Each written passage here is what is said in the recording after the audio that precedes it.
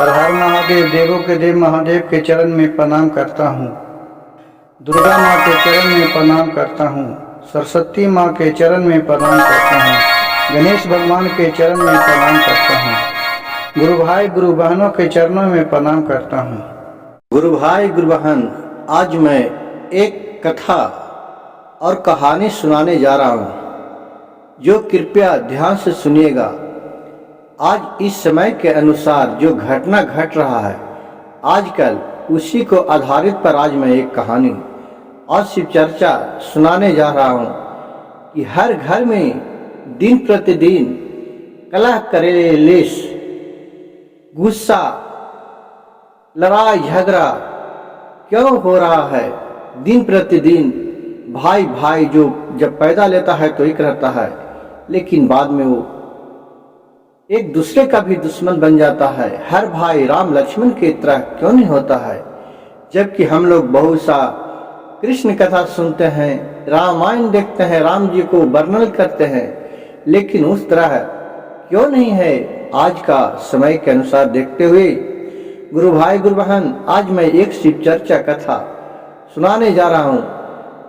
गुरु भाई गुरु बहन, चाहे वो एक माँ ही हो, एक बाप हो, एक पति हो, एक पत्नी हो, तो पर भी उस घर में कलह कलेश दिन प्रतिदिन बढ़ते जा रहा है। किसी का भी, चाहे वो कितनों संपत्ति वाला हो, चाहे गरीब हो, लेकिन उसके पास आज शांति नाम का चीज नहीं है।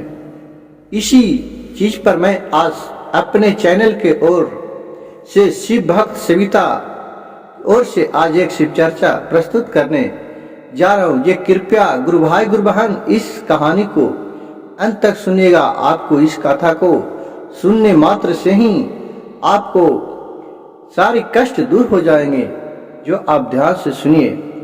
गुरु भाई गुरु बहन, एक गांव में एक बेटा और माँ पिता रहते थे। उसका एक ही बेटा था।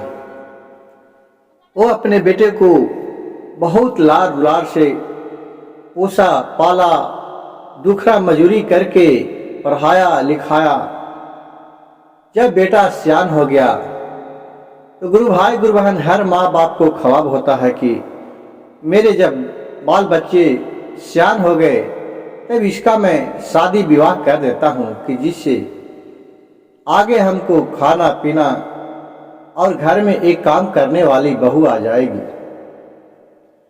तो वो माता पिता अपने बेटे को विवाह कर दिए। घर में बहुरानी आई। साल 6 महीना तक तो अच्छा तरी रही, बोली, खाना खाई खियाई अपने सास ससुर को। किसी भी बात मांगते रहते थे, पानी, ये सब अपना दे दी। दिन प्रतिदिन ऐसी साल 6 महीना बीता। उसके बाद गुरु भाई गुरु बहन, धीरे धीरे कलह कलेश का मतलब कि लड़ाई झगड़ा का वातावरण होने लगा। अब देखिए वो कैसे, हर गांव में देखिए तो आदमी घर में जब काम करके बैठ रहता है तो चलते हैं तनी मनोरंजन करे। कोई परिवार आए तो हर तरह के चारों पट्टी वातावरण, कुछ नहर से ही जो बहू होती है वो अपने वातावरण में जिस पलती है उस तरह का उनका विचार मन में आ जाता है। उसी तरह अब धीरे धीरे पति काम करने के बाहर से आते थे, दिन भर चले जाते थे। शाम के जब आते थे तो अपना दोनों खाते थे। धीरे धीरे उसकी पत्नी बोली, जी आपको माँ और पिता जो हर बात पे हमको मतलब कि लुलुआते रहते हैं, गुस्साते रहते हैं, मैं इनके बात नहीं मानूंगा। मैं, हमको नहीं है तो नहर भेजा दीजिए। मैं इस घर में नहीं रहूंगा, चाहे आपको पिता रहें चाहे माता रहें। ऐसे दिन प्रतिदिन धीरे धीरे वातावरण बढ़ते गया। लेकिन उसका बेटा था, कहा कि मेरे तो एक ही मैं बेटा हूं और तो मेरे कोई भाई नहीं है कि मैं इनको बाहर भी कर दूंगा तो उसके बाद चल जाएगा। तुम कम से कम शांत रहो। मेरे माँ पिता ने बचपना से कितना अच्छा से रखा है। जब हमने एक बिता के थे तो कितना तेल पानी खाना खिलाया, चलने के लिए सिखाया, स्कूल में जाने के लिए पढ़ने के लिए सिखाया, और तुम आज जब हमें सियाना होके आ गए हैं तो बोल रही है कि तुम माता पिता के छोड़ दो। ऐसा नहीं हो सकता है। हे प्राण प्यारी, तुम कम से कम इस पर ध्यान दो। तुम्हारे माता पिता भी तुम्हें भी छोटे हो में इतना ही लाड दुलार से पाली होगी जिस तरह तुम्हारे कल भी बाल बच्चे होंगे। आज तुम इस तरह के करेगी अपने सास ससुर को तो कल भी तुम्हारे इसी तरह का होगा। लाख समझाने पर भी वो बहुरानी मानने के लिए तैयार नहीं था। अब बेचारा लाचार उसका बेटा पड़ गया। धीरे धीरे बहू के बात सुनकर कहा, ठीक है, तुम एक जगह नहीं लगते तो खाना तो दे सकती है ना। उसको फिर एक रूम में अपने माँ पिता को सोने के लिए व्यवस्था कर दिए और एक रूम में इन लोग रहने लगे। खाना वाना बनता था, खाना वाना ले जाके अपने बहू के सास ससुर के खिला देती थी। लेकिन कि कुछ दिन बीतने के बाद उसमें भी जो बहुरानी आई उसमें भी उसको तकलीफ होने लगा कि अब रोज हम बूढ़ा बूढ़ी को खाना खिलाएं, उसको थारी में बर्तन साफ करें, अब क्यों नहीं हो अपने ले जाके बूढ़ी है जो खा लेती है सासू माँ को। ये अपने पति से उस बात को बताया कि जी जो नहीं है तो अपने माँ के बोलो लिए खाना बना देते हैं तो अपने ले जाकर अपने खा लें, अब अपने उस पति को दे दें। उस पर उसका बेटा बोला, क्यों तू बात बोल रही है, कैसा उटपटांग बात बोलती है। लेकिन गुरु भाई गुरु बहन देखिए, आज का समय के अनुसार की वो जो पुतोह थी वो मानने के लिए तैयार नहीं थी। वो धीरे धीरे अपने सोचता था कि मैं अपने पति को जैसे चाहूं वैसा न चाहूं। और गुरु भाई गुरु बहन हर घर की कहानी है, घर घर की कहानी है। ये आपको ये नहीं है कि किसी का घर में नहीं है, किसी का घर में कम है, किसी का घर में ज्यादा है। कोई पति पत्नी के बात में ज्यादा आ जाता है, कोई पत्नी के बात में नहीं आता है। उसी तरह है ये जो लड़का था जो अपने पत्नी के बात में नहीं आता था, आया जब वो बाहर से काम करके शाम के आता था तो बोलती थी, जी पानी लाइए ना एक लोटा। तो उसको औरत बोलती थी, लेके अपने पी लीजिए ना, पानी भी नहीं ले सकते हैं क्या। अब वही बात पर दिन प्रतिदिन दोनों में झगड़ा झंझट कलह कलेश बढ़ते जा रहा था। जब पत्नी कहे तब पति, जब भी पति कितनों प्यार से कहे तो पत्नी मानवे नहीं करे उस बात को, ना ये बात नहीं ठीक कर रहे, मनो उसका गुस्सा हो जाए। पति बोला, उसी बात एक दिन भर गया तो पति बोला, जब हम बाहर में कमाने जाते हैं तो मैं अपने परिवार के लिए तुम्हारे लिए नहीं कमाते हैं क्या, खाली हम अपने माँ बाप के लिए कमाते हैं, उसमें तुम नहीं खाना खाती है। ये बात बोली तो उसको पत्नी के और तकलीफ लग गया। वो तो और उड़ने लगी कि हम का बैठे रहते हैं, हम भी तो दिन भर घर में काम करते हैं, थारी करते हैं, बर्तन करते हैं, चौका करते हैं, लोटा करते हैं, मेरा पैसा नहीं बनता है। ऐसे दिन प्रतिदिन दोनों को इतना विवाद हो गया, हर बात में लड़ाई झगड़ा अब समझ में आने नहीं लगा। लेकिन गुरु भाई गुरु बहन आज देखिए, अधिकतर घर के नारी का, चाहे आपका बेटी हो, पुतो हो, बहू हो, कोई भी हो, कुछ नहीं होगा तो कहेगा कि मैं मर जाऊंगा, मैं जहर खा लूंगा, मैं भाग जाऊंगा, मैं तुम्हारे साथ नहीं रहूंगा। यही उसका भक्खा है। ये नहीं जानता है कि मैं किस तरह से रहूं जो कि परिवार को समेट के चलूं। इसी तरह फिर दिन प्रतिदिन बात बढ़ते गया। हर दिन लड़ाई झगड़ा जब भी आए तो होना चालू हो गया, बिना लड़ाई झगड़ा होने एक दिन भी नहीं रहे। यह बात सुनकर पति भी, उसका बेटा था भी, वो भी मन ही मन कुफ्ते रहे और उसका पत्नी भी कुफ्ते लगे कि हम करूं, मर जाऊं, ये करूं, वो करूं। तो गुरु भाई गुरु बहन एक दिन की बात है, देखिए भोलेनाथ की कृपा, उनका कृपा कोई नहीं जानता है कि कब क्या होता है। जो उसका ये बहू थी वो एक गंगा नदी के किनारे जाके बैठ रही। बोली कि अब मैं इसी में डूब के जान दे दूंगा, मैं लौट के घर नहीं जाऊंगा। दिन प्रतिदिन मेरा पति आता है, कुछ बोलते हैं तो हम पर ताना मारते रहती है। गुरु भाई गुरु बहन, उसी वक्त भोलेनाथ बुढ़ा के रूप धर के और वही नदी के किनारे आए और बोले उससे, बच्ची तू यहाँ क्या कर रही है अकेले बैठ के? तो कहा कि अब किससे दुख सुनाऊं? कहा बाबा मैं बहुत दुखिया हूं, मैं तो लग रहा हूं कि अब कूद के इस गंगा जी में मैं अपना जान दे दूं, मैं लौट के घर नहीं जाऊंगा। बाबा बोले, बच्ची कम से कम क्या तकलीफ हुआ है हमसे तुम बता सकती है ना? कही कि हाँ बाबा मैं बता सकता हूँ। मैं जब से शादी होके आया हूँ तो मेरे पति जब काम करके आते हैं तो कोई भी बात कहता हूँ तो ताना मारते हैं। उनका माँ बाप को सेवा हमको करने पड़ता है, खाना बना के खिलाने पड़ता है, उनको कपड़ा लत्ता साफ करने पड़ता है, उनको तेल पानी करने पड़ता है। वो आते हैं तो पानी मांगते हैं, पानी देने पड़ता है। मैं इस सब से जब मैं कूद के मर जाऊंगा तो मैं छुटकारा पा जाऊंगा। अब नहीं है तो मैं जाके उनसे तलाक ले लेता हूँ। मैं अब इस घर में नहीं रहता हूँ, इसी टेंशन में बाबा मैं इस नदी के गंगा नदी के किनारे बैठा हूँ कि क्या करूँ, मैं उनको छोड़ के भाग जाऊं, कहाँ चले जाऊं, हमको कोई समझ में नहीं आता है। तो बाबा बोले कि बच्ची मैं तो कुछ इसमें आपको छोड़ने के लिए नहीं कहूँगा, नहीं पति को त्यागने के लिए कहूँगा, लेकिन मेरे पास एक दवा है।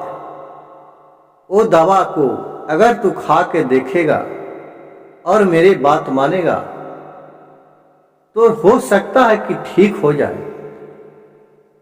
तो बोले कि हाँ बाबा बताइए, कोई ऐसा दावा दीजिए कि जिससे हमको घर में लड़ाई झगड़ा शांत हो जाए। कहा तो बाबा बोले कि ठीक है, ये लो मैं आपको 15 दिन के लिए दावा देता हूं, इस दावा खा के देखो इसका असर कैसा रहता है। कहें कि ठीक है बाबा, कितना पैसा लगेगा ये हमको बता दीजिए। तो बाबा बोले कि देखो बच्ची, पैसा के लिए चिंता नहीं करो, पैसा इसमें नहीं लगेगा, कोई खास पैसा नहीं लगेगा।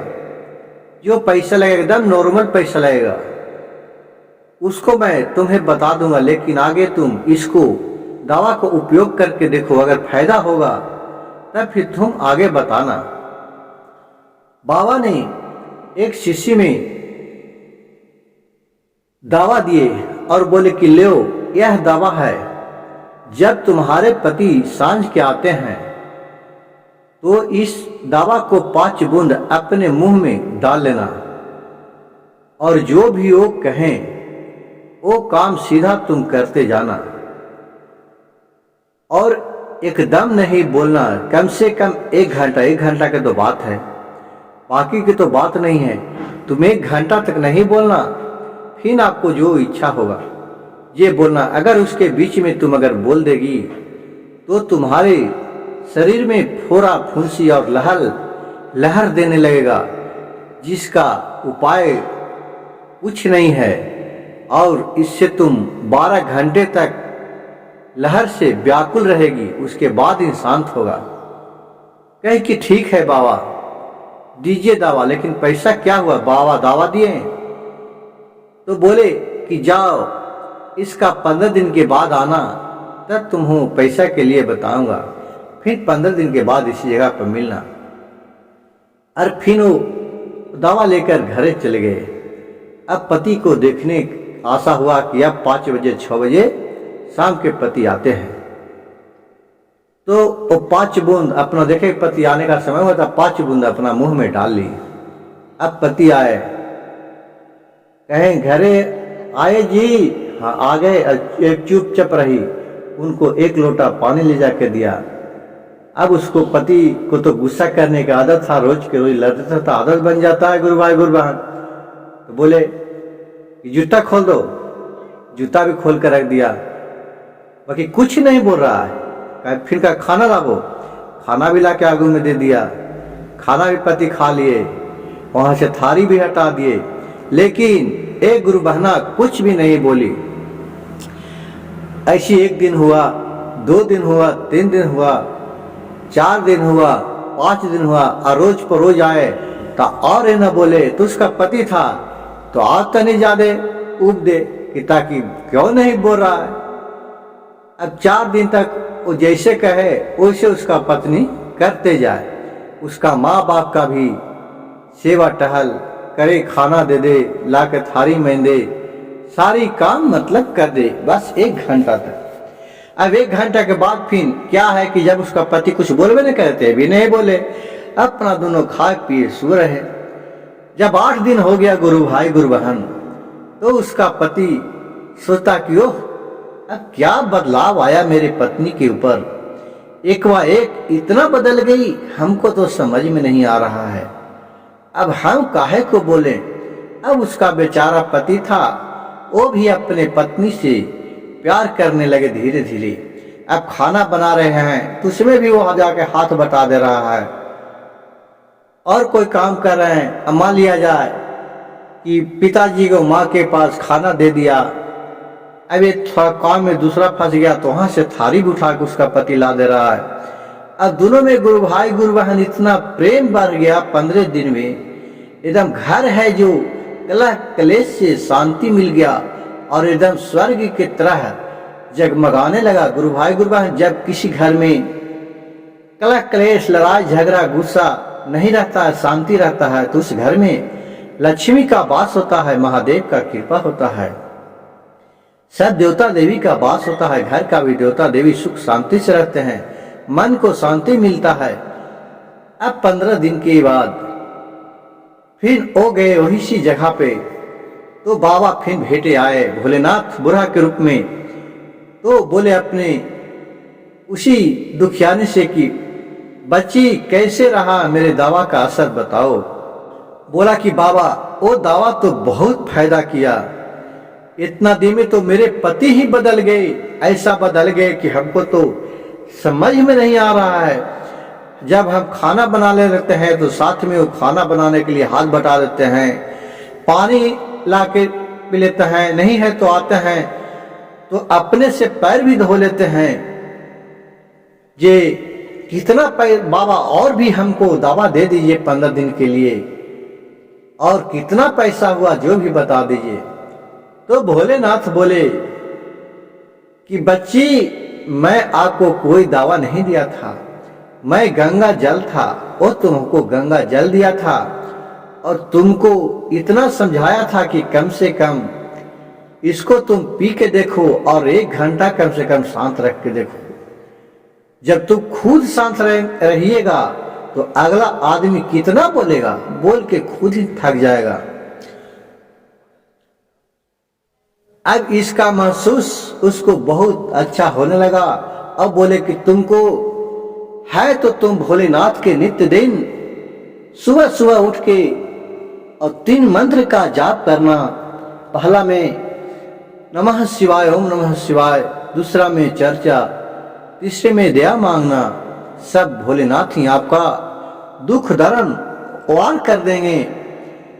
गुरु भाई गुरु बहन, इस कहानी से, इस चर्चा से समाज में हमें यह शिक्षा मिलता है कि अगर कोई व्यक्ति हम पर ज्यादा लड़ाई झगड़ा कर रहा है, घर में आपसी जो विवाद है उसको शांति एकजुट रहकर ही हो सकता है। ये नहीं कि अगर पति एक बात बोले तो पत्नी 10 बात धरा दे, माँ एक बात बोले तो बेटी 10 बात धरा देता है, पिता अगर एक बात बोले तो बेटा कहता कि हम का आपसे कम हुए हैं, लेकिन वो भूल जाता है कि जब हमने एक बीता के था, जब हमने बोलता था नहीं, चलता था नहीं, खाना नहीं खाया था, तो ही माँ पिता था कि हमको खाने के लिए, चलने के लिए, रहने के लिए, सोने के लिए गुरु भाई गुरु बहन सिखाया। और वही बच्चा अब बेटी जब सियान हो जाता है तो कहता कि हमको क्या किए। कलह कलेश का यही समझदारी का आजकल फेर है कि लोग रामायण महाभारत बहुत देखें, लेकिन उस पर कोई अमल नहीं कर रहे हैं। दुख का मेन कारण यही है गुरु भाई गुरु बहन।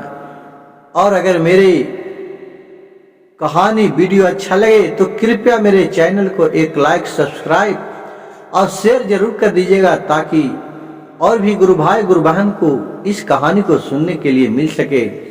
हर हर महादेव, घर घर महादेव।